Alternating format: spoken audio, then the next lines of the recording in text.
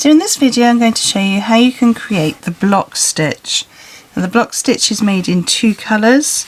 So you have your main colour, which is the green in this case, and then you have rows of this yellow which sort of hide behind the rows, and it looks exactly the same pretty much on both sides. There is a right side and a wrong side. You can see on this side here it's slightly wider with the V, and there's a little bit more close together on the right side. Hello, my name's Karen Stangram and welcome to Conquer Crochet, the channel for tips, tricks and techniques for conquering your crochet. Everything I talk about in today's video will be linked in the descriptions below. And if you're new here, please consider subscribing and hitting the notification bell so you don't miss a single stitch. So if you're keen to get going with this video, give me a thumbs up and let's do this. So for this stitch you're going to need two different coloured yarns. It's better to use contrasting colours as wide as you can to really see the different stitches and let them to show up, as I showed you in my example here. Using the dark green and then the lighter yellow really makes the stitch pop out. I'm going to my favourite colours here of grey and pink. I'm using the So Crafty yarn from Aldi. This is a double knit yarn. As I said, I'm using the grey and the pink yarn, and they suggest on here no hook sizes, which is really useful. Usually you would find a hook size. I'm going to, as I always do with a double knit, I'm going to use my 4mm hook. I also have a pair of scissors cutting off my ends, a needle for sewing in my ends, and you don't have to use one, but I find using a stitch marker is really useful. If you haven't got any stitch markers, you could always use a paper clip or a safety pin, or even just another piece of yarn just to sort of stop us losing our stitch, and you'll see what I mean as we move through the tutorial. So I'm going to start off with my darker colour to make my foundation chain, and we start off by making a slip knot. You can do this in whichever way you prefer. And our foundation chain needs to be made in multiples of 3. Then we're going to add 2 extras at the end for our turning chain. Now be careful not to make your foundation chains too tight, otherwise you'll find that your piece of work will start to sort of bow and you'll get a curve rather than a nice flat square shape. So 1, 2, 3, 4, 5, 6, 7, 8, 9, 10, 11, 12, 13, 14, 15, 16, 17, 18. So that's my multiple of 3. So pause the video now until you have done your multiple of 3. You may want to just do your sample piece the same as mine, or you might want to do yours as a longer blanket, entirely up to you, as long as it is a multiple of 3. So I have my 18 as my multiple of 3. I'm now going to chain 2, 1, 2, and we're going to make a treble stitch in the 5th chain from the hook. We don't count the one on the hook, so we go 1, 2, 3, 4, 5. We're going to work into that 5th one there.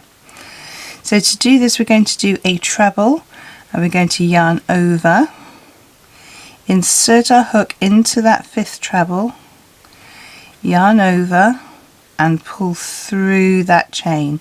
You should have 3 loops on your hook. Yarn over, pull through 2, yarn over, pull through 2. So we have our treble stitch and we have our 3 chain here, which counts as a treble. So we're going to do another treble stitch, so yarn over, insert into the next stitch, yarn over, pull back through the chain, yarn over, pull through 2, yarn over, pull through 2. Again we're going to do another treble, insert, yarn over, pull through, yarn over, pull through 2, yarn over, pull through 2.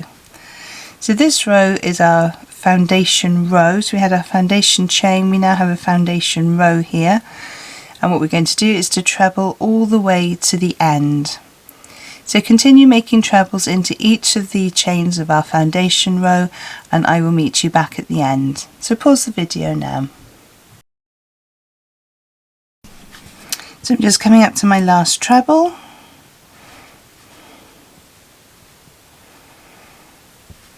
and just tighten up my tail there. So we have our row here, our foundation row of treble stitches. And what we're going to do is just to pull our hook slightly. This is where we're going to use our stitch marker. So I'm going to put my stitch marker around that pulled yarn just to hold onto that stitch, so now I know I won't lose it because I need to pick that stitch up again after the next row. Okay, if you don't have a stitch marker, you can just pull your yarn and leave a really long tail so that you don't lose it. Okay, I just find the stitch marker gives you that little bit of extra peace of mind, particularly if you're going to leave your work overnight and come back to it later. It just helps you know that you're not going to lose that stitch there. Okay, so we're now going to move on to the next colour. So with the second row we're going to change to our pink, and we don't turn our work, we keep it exactly the same. We're going to join our pink between where that 3 chain treble is there and the first treble that we made. So you can join your treble in any way you prefer. I like to make a little slip knot, take my hook out, insert into the gap that I'm working into, put my slip knot back on my yarn, tighten up, and then just make a single chain just so that I know my work is attached and it's nice and secure there. Okay, so what we're going to do in this next row then is to chain 1,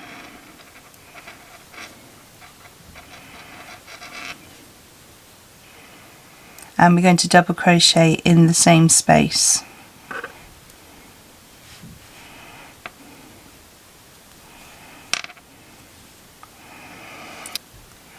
We're then going to chain 2, 1 and 2, and we're going to skip 3 trebles, so it's 1, 2, 3, and we're going to do a double crochet into this space here between 3 and 4.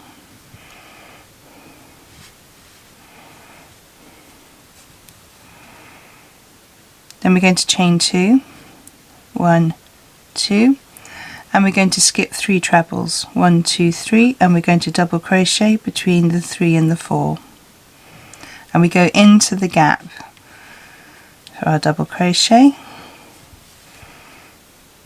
Then we're going to chain 2, 1, 2. Again, try not to have your chains too tight, otherwise you will find your work will start curving. Skip 3 of our trebles, 1, 2, 3, going into that gap. So you insert your hook, yarn over, pull it through that gap, yarn over, pull through 2 to make our double crochet. Chain 2, skip 3, insert your hook, do your double crochet. So you just do that all the way down your row. So you're chaining 2, skipping 3, doing your double crochet. So pause the video now and I will see you at the end of our row. So when you get to the end here, we're going to skip 3, do our last double crochet in that gap there, and then we're going to yarn over, pull through, and we're going to cut off our ends.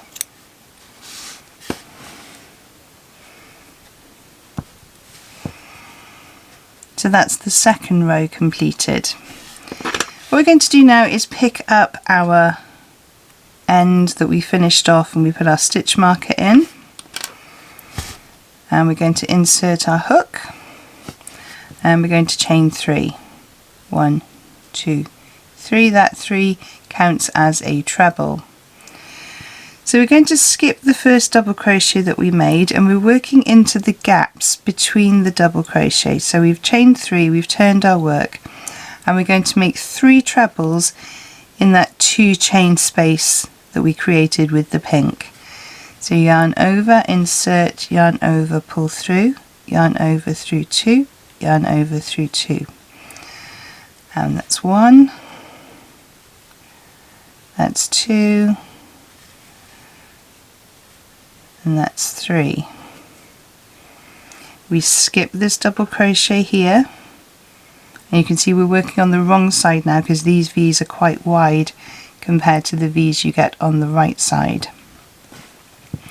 So we're going to skip that double crochet there. We don't need to do any chains or anything to travel, very much like the granny trebles that you would do in groups of 3 when you're doing granny stitch. So that's 1 and 2, making sure you don't split your yarn, 2 and 3. And we continue down this row in exactly the same way, skipping that the double crochet and making 3 trebles into that 2 chain space.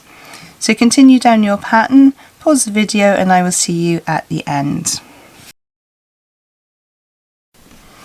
So I'm just coming to the end of my row here, so I would skip my double crochet, and what we're going to do at the end of the row is to make a treble in the top of this 3 chain from the previous grey row. So I've got my 1, 2, 3, so I'm going to yarn over, insert my hook, yarn over, pull through, yarn over through 2, yarn over through 2, and that just gives you a nice edging there of all the same colour rather than having a little bit of pink showing through. So again, we come to the end of the grey row, we're going to remove our hook, pop my stitch marker in, and we're going to turn our work. So we're going to go back to the pink now, and we make our slip knot and we attach our pink to the gap that we've made here. So we go into the gap that's been made here, insert our hook into the slip knot, yarn over, and we have our stitch in place. So as we did with the previous row, then we're going to chain 1 and we're going to double crochet in that gap, going to chain 2, and we're going to double crochet into the gap here, and that gap should be just above the previous pink that we made in the row before. And we do a double crochet in that gap, we chain 2, double crochet in the gap, and we do this all the way along our row.